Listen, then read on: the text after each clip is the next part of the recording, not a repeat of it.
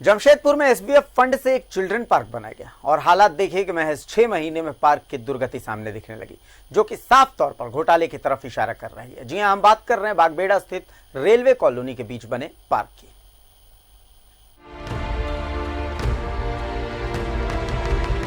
Railway कर्मचारियों के बच्चों को एक अच्छा माहौल मिले, मनोरंजन के लिए उन्हें कहीं और नहीं बल्कि अपने कॉलोनी में ही खेल का मैदान मिले।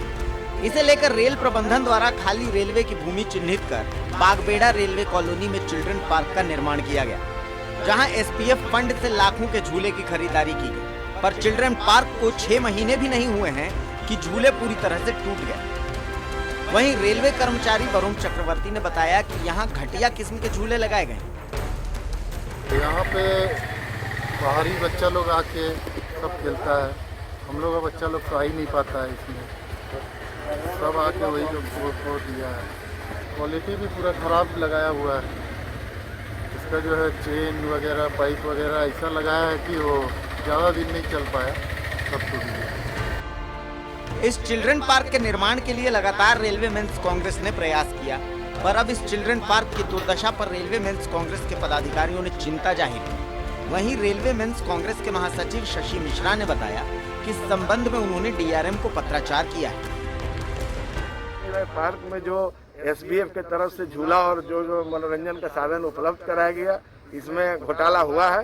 इस बात को हम लोग भी मानते हैं और जो भी हम लोग अभी डीआरएम से मांग किए हैं कि जो भी ये सप्लाई किया है झूला, जो कि 6 महीना भी झूला चला नहीं और टूटकर जर्जर अवस्था में आ गया, तो हमने डीआरएम से मांग की कि जांच किया जाए और वैसे एजेंसी को ब्लैकलिस्ट किया जाए रेलवे में, जो इस तरह का घटिया सामान का आपूर्ति करे। इन झूलों की हालत बता रही है कि यहाँ काम ईमानदारी से नहीं हो। अब ये तो रेलवे के अधिकारियों को तय करना है कि ये गलती किसकी है, बच्चों की हकमारी किसने की है, रेलवे के कर्मचारियों की हकमारी किसने की है, और जिसने भी हकमारी की है उसे सजा तो मिलनी ही चाहिए। जमशेदपुर से न्यूज़ 11 भारत के लिए प्रवीण की रिपोर्ट। एक तो कोविड का संकट घटने का नाम नहीं ले रहा, उस पर कमरतोड़ महंगाई ने मध्यम वर्ग को जीना मुहाल कर रखा है। सब्जियां 20 से 30% महंगी हो गई हैं, तो राशन का सामान 10 से 15% महंगा हो गया। एक रिपोर्ट देखिए। सैया तो खूब ही कमात है, महंगाई डायन खा जात है।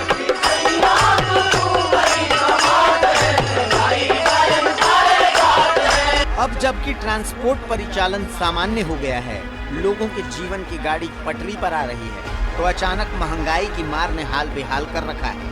सब्जियों की कीमत आसमान छू रही है, जबकि सब्जी की पैदावार तो अच्छी हुई है।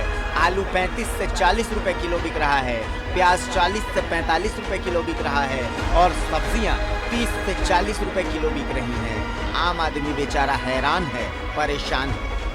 महंगाई तो दुगुना डेढ़ गुना कहे जाए तो हो गया है। अब कारण बरसात हो, ट्रांसपोर्टेशन का तो सब शुरुआत हो गया है। महंगाई तो कम होनी चाहिए लगता है, पर क्या करेगा इंसान लेना तो पड़ेगा, खाना पड़ेगा।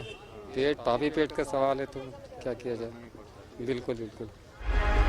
किराना दुकान में तो तकरीबन सभी चीजें 10 से 15% महंगी हो ही गई है। विशेषकर सरसों तेल और दाल की कीमतों में जबरदस्त उछाल है और मसाले तो महंगे हैं। रिफाइंड तेल में 10 रुपये किलो का तेजी है, अरहर दाल में 15 रुपये किलो का तेजी है, चना दाल में 10 रुपये किलो तेजी है, मसूर दाल में 5 रुपये किलो का तेजी है। दालों में आग लगी हुई है। चावल अपनी जगह पर स्थिर है, चावल के लिए परेशान होने की ज़रूरत नहीं, लेकिन दालें जो हैं लोगों का बजट बर्बाद कर चुका है। बहुत ज़्यादा दालों का दाम बढ़ गया। जीवन की गाड़ी पटरी पर लौट रही है, बाजार में खरीदारी भी बढ़ रही है, मगर सामान क्यों महंगा बिक रहा है ये समझ से परे है। आम आदमी वैसे ही कोविड के डर के साए तले जीवन जी रहा है, जेब में पैसे हैं नहीं, उस पर ये महंगाई की मार। ये आखिरकार कहीं न कहीं तो जमाखोरी का ही नतीजा है। इसके लिए जिम्मेदार वो जमाखोर ही हो सकते हैं, ताकि चीजों की कीमत बढ़ाकर वो मुनाफाखोरी कर सके। मुसीबतों की मार आम आदमी पर कम होती हुई दिखाई नहीं दे रही है। एक तो घर से निकलने पे कोरोना संक्रमण का डर, तो बाजार में कमर तोड़ महंगाई। ऐसा लगता है कि चीजों की कीमतें आसमान छू रही हैं और जेब में माल कम है। कैमरामैन हृदय के साथ शहनवाज अख्तर, न्यूज़ 11 भारत, रांची। तो इस बुलेटिन में खबरों का सिलसिला फिलहाल यहीं तक। नमस्कार।